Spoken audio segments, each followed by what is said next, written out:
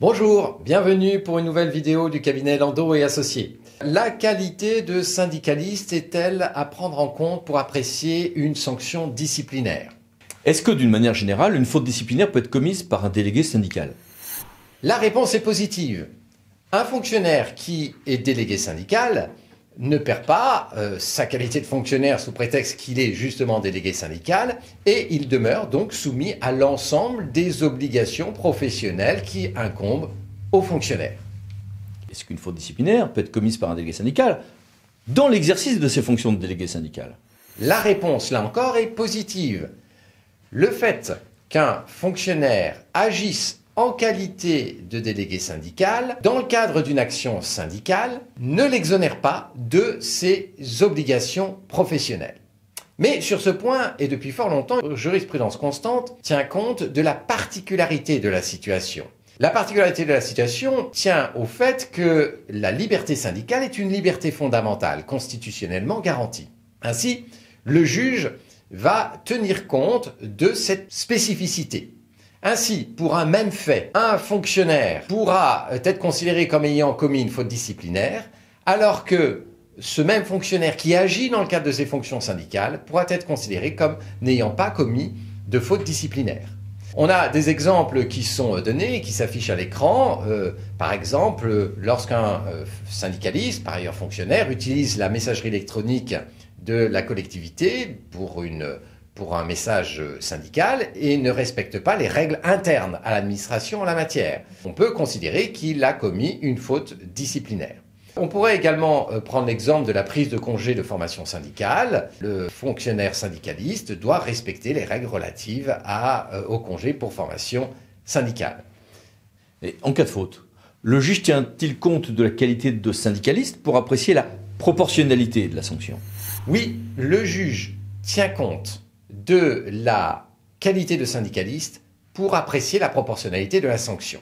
Le devoir de réserve, on sait que les syndicalistes utilisent dans le cadre de leurs fonctions parfois d'un langage musclé, rugueux, voire fleuri. Cela n'est pas forcément constitutif d'une faute disciplinaire, alors même que si un fonctionnaire non syndicaliste userait d'un même langage, on pourrait lui reprocher un manquement à son devoir de réserve.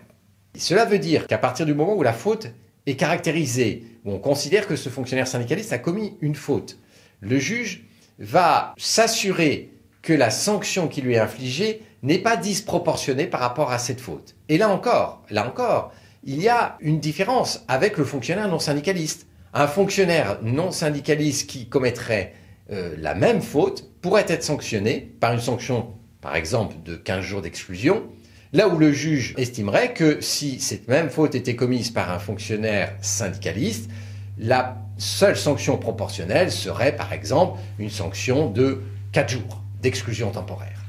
Une affaire vient l'illustrer de manière instructive, n'est-ce pas? Toute cette jurisprudence est illustrée par un jugement très récent du tribunal administratif de Versailles. C'est un jugement du 2 février 2023. Que s'était-il passé en l'espèce? En l'espèce, que s'était-il passé? Eh bien, il s'agissait, comme je l'ai dit, d'un gardien de la paix titulaire qui, par ailleurs, était syndicaliste et qui a diffusé un tract mettant gravement en cause le directeur de la police nationale. Celui-ci était désigné comme étant responsable d'une centaine de suicides au sein de la police nationale. Il était considéré comme étant responsable d'une falsification des chiffres de la délinquance, le tout dans le cadre d'un photomontage qui était plus que désobligeant pour le directeur de la police nationale.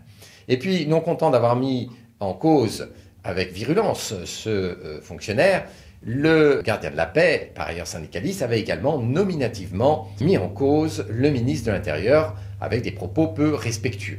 Le tribunal administratif a tout d'abord considéré que, eu égard à la gravité des faits, une faute était caractérisée, et ce nonobstant la qualité de syndicaliste du gardien de la paix en question. Ensuite, le tribunal administratif s'est penché sur la proportionnalité de la sanction qui avait été infligée au gardien de la paix. La sanction, ça a été la révocation. Et sur ce point, le tribunal administratif a considéré que, eu égard à la liberté d'expression syndicale, la sanction de la révocation, qui est la sanction la plus radicale dans l'échelle des sanctions disciplinaires, était disproportionnée au regard des fautes commises, eu égard, là encore, à la qualité de syndicaliste du gardien de la paix.